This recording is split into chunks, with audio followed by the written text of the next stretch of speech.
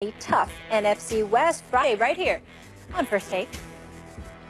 We just want to play well. We just want to play well and just have each other's back no matter what on both ends of the floor. It doesn't matter. Wins or losses will come. We still got a long way to go. And I think these games, especially these last 20 games or whatever we got, is going to help us. Every single game is going to be a different challenge that we got to face. Whoever gets that opportunity to impact the game and get on the floor is going to have to help that solution. So tonight was no different. Tomorrow's going to be the same way. Just go out there and play our style of basketball.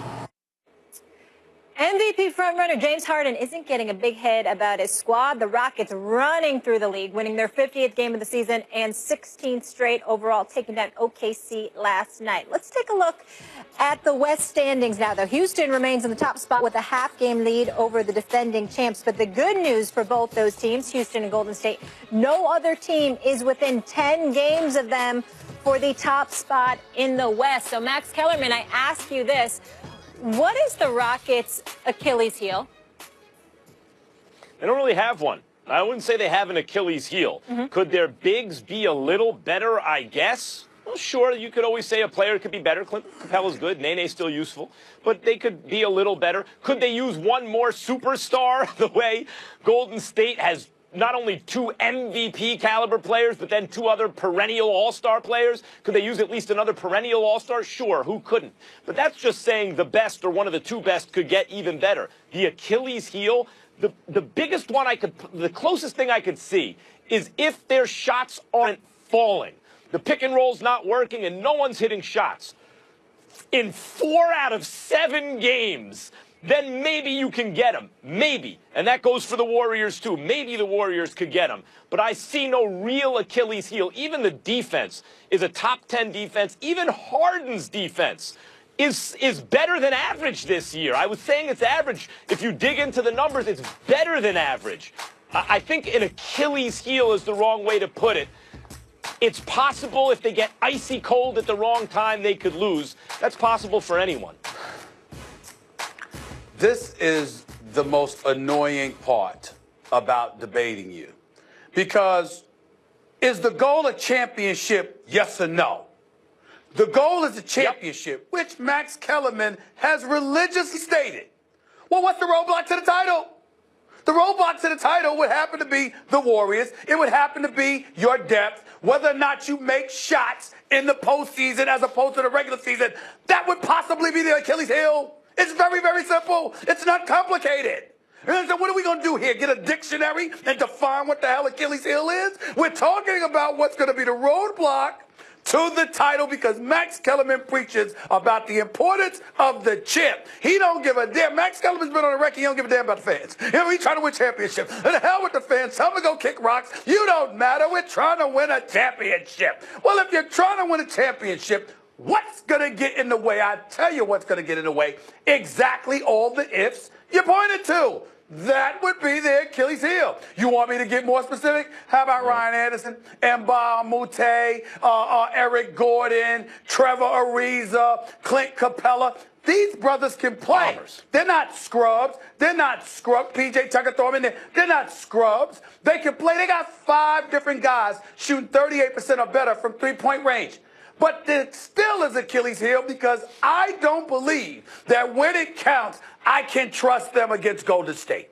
I believe I can trust Harden. I don't give a damn what trouble Harden's had in the past. I just think he's that real. He is serious, and I think he will show up. I don't have any doubts about Chris Paul, who's never even played in the conference finals, and I still don't have a problem with Chris Paul. I believe that Chris Paul and James Harden will show up.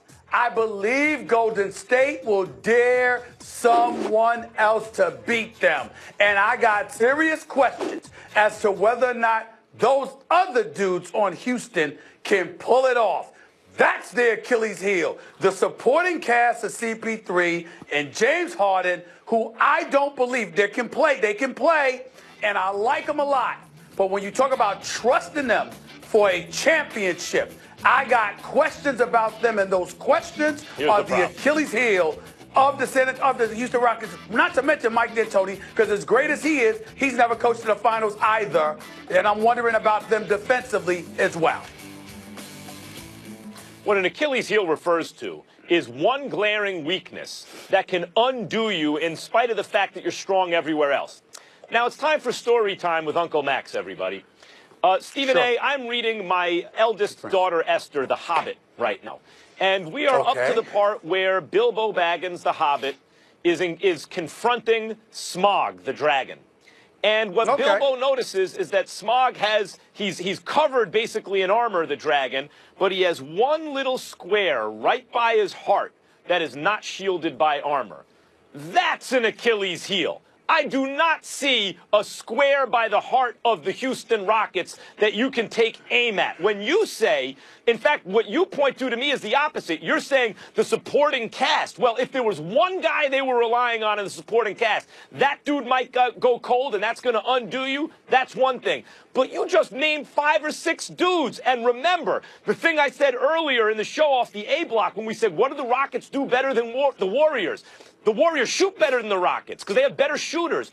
The Rockets give the shooters higher percentage opportunities. So those are good shooters on the Rockets who become excellent shooters because of Harden and CP3's ability to break down a defense off the dribble and make good decisions with the ball and the threat that they pose themselves shooting the basketball. So what you're suggesting is that Anderson and Gordon and Ariza and everyone are all going to get cold for 4 out of 7 games? What are the odds of that? Those are low odds. And Achilles heel would be one dude. They're relying on that dude, and he's going to get cold. And Achilles, hey, you can sit there, and I like that analogy, and I appreciate that analogy as well because I'm about to start reading that to my daughter myself. You didn't know that, so I get where you're coming from. I understand it. But here's the deal. But here's the deal. How's your daughter now, Stephen A? Here we go. 9. So here's the deal, Max. Here's the deal. Mine too. This is very important. This is very important. This is very important. No, she does not have a Coach Mackey. That's why you don't hear me talking about her that much, because I don't think about Coach Mackey. But the point that I'm trying to make to you, what are you doing?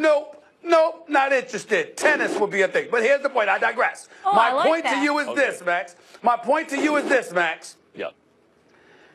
I have history on my side to validate it as an Achilles heel. Chris Paul wasn't there last year, but everybody else was. Eric Gordon was in Houston. Trevor Ariza was in Houston. Clint Capella was in Houston. Ryan Anderson was in Houston. And when the San Antonio Spurs locked in on James Harden to the point where come Game 6, there is still an ongoing investigation as to that imposter James Harden sent out there to play for him in Game 6 of the Western Conference Finals. Because that wasn't him. That wasn't him. Because he was so exhausted, so spent, that San Antonio said, we're going to wear him down. Could somebody else step up?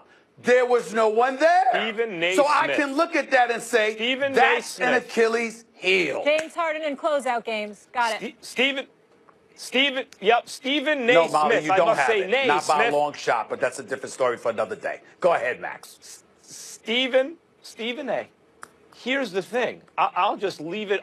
Here we go with an alley-oop. This is me to you, and you're going to flush it from my point right now. When they key in on James Harden in this year's playoffs, what's going to happen? You brought it up. There's one thing that wasn't on the team last year. What's going to happen if they devote all the defensive CP3? It's all different now. You got 2 of them now. Nope. But you need 2 in order to beat Golden State. One man won't do it. And someone else has to step up. And that is what I'm saying. Who's it going to be? All right. We got to go, guys. Out of time here. Dez Bryant has had his fair share of outbursts on the field, but don't miss what he did yesterday. That has many wondering what Dez is thinking.